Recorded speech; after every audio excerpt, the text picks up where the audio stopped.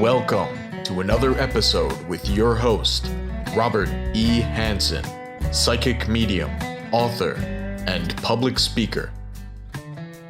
Hi, welcome back. Today we're talking about, can you learn to fall in love? The term love can apply to so many different things. In the human experience, the word love is all over the place. People love sports. People love to go fishing. People love to see contact sports. People love to meet children. People love to harm other people. People love or / deeply enjoy when other people are failing. The word love has a wide range of expression in the human experience. It's all over the place. But this conversation is not about the kind of broad brushstroke of the word love. People say they love pizza pie, and then they say they love their children. Obviously we know there's a very dramatically big difference in those two comments, but the same word is being used in the same dialogue. Right? People say, oh, I love a piece of pizza. I love pepperoni pizza. I love it. And then they say, oh, I love my kids, or I love my new car. And the word is suggesting that there is a deep attraction or a deep affection or appreciation for that particular item that they're referring to, right? And the word love is supposed to generate some sense of peace and fulfillment and a sense of deep joy, a deep serenity that comes when you really, truly love something, someone, someplace, right? People sometimes think that love is limited to another relationship with somebody, right? I want to fall in love with my new husband. I want to fall in love with my boyfriend. I think I'm falling in love with my girlfriend. I love my fur babies. I love the dogs that I have. I love the cats that I own, right? All of these expressions are beautiful and very compelling and very sensitive and very generate a great sense of smile and twinkling in the eyes and all of that stuff. And it's a wonderful thing. However, there are people, for example, who I've met, people I've worked around, people I've seen, who suggest to me they really have never fallen in love. They maintain that they have a certain sense of attraction to certain people, or they feel that they have a deep interest in something, like they love the movies, or they love a good book. And what they really are kind of pointing to or alluding to is something way below the level of love. So one of the things that I discuss with people that I work with from time to time, I ask them to describe to me, if they have a child especially, or an animal, a dog or a cat, someone they kind of attend to and take care of. The relationships and spousal relationships, I'm going to leave that alone just for a little bit. I want to point to the direct relationship, for example, of mother to child. In very rare cases, is there a dismissal of that? There is something psychological wrong in the mother, something is not connecting properly, there is some kind of a integration in their system that is broken, and they just cannot express love or compassion or care and concern for their own flesh and blood. That's unfortunately out there. It's very sad to see it. Some people do abuse their kids terribly. There is no love at work whatsoever. And then there are people that are the, quote, normal parental types that will say to me, oh, I really love my son, I really love my daughter. And I will say to them in kind of a fun, playful way, I say, could you please describe to me what it's like to love your daughter? And what they proceed to do is they proceed to tell me things they would do for their daughter. Oh, I would do anything for them. I would run through a wall for them. If anyone tried to hurt them, I would die for them. I would give up my life for them. Very powerful, dramatic, and heartfelt statements.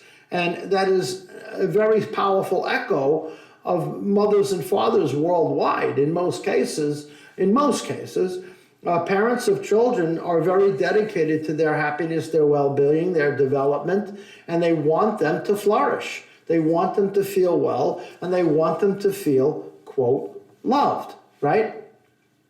So when you ask someone to describe that, they initially will say to me what they would do for that child. Oh, I would do this, I would do that, I would do this, I would do that. But they never really explain what it's like to love that child. I mean, the emotion of it. I say, can you please describe to me what that's like? What does it really feel like to love your child? And they can't answer me, and nor can I. No one can answer in words what it's like to love something, especially the love between a mother and a child. You can't be described. I mean, father and child too, it can't be described. And the reason why it can't be described, and you can try it if you like, but the reason why it can't be described is because love is born past the realms of thought, imagination, and memory. Love transcends or rises above that phenomena. It cannot be expressed through the spoken word. People write love songs, people write love letters, they say what they feel, they write down what they would do, but it never really touches the core miracle of this deep, instinctive knowing in the depth of your very belly that you are deeply committed in a way beyond words, that which we call love. That can't be done. And therefore, if you are blessed with the capacity to love something, especially a child or a pet, something like that, it's a gift of grace. I mean, the capacity to be open enough internally to receive that love and to offer that love, which happens very spontaneously. As you probably all realize, you cannot choreograph love. You can make it appear loving. You can do loving things. You can do loving events. You can do loving gestures, but you are not talking about love itself. You're talking about the reaction to feeling that love. Now, if there are folks out there who maintain that they have never really known a loving relationship. Let's say you happen to be single, or let's say you have been in some failed relationships, and you are saying to yourself, what the heck's with me? Every time I enter into a relationship, I tell the person I love them, or I believe I love them, or I think I love them. And you often hear these comments, love is not at work. It's not. The idea of love is at work. In other words, the person is suggesting to themselves that they have an idea of what it's like to love somebody, and they get a sense of it, and they want to present it as a loving expression. But it often falls off because they can't maintain it, because it requires a constant renegotiation of thinking to kind of constantly present it. They are always orchestrating some new device, some new method, some new approach to maintain the loving relationship. You see? Now, if the love relationship is so genuine, if it is there, that core position does not change. That core position does not change. Does life challenges and friction points and upsetments and sorrows and grief and all of that enter in at times?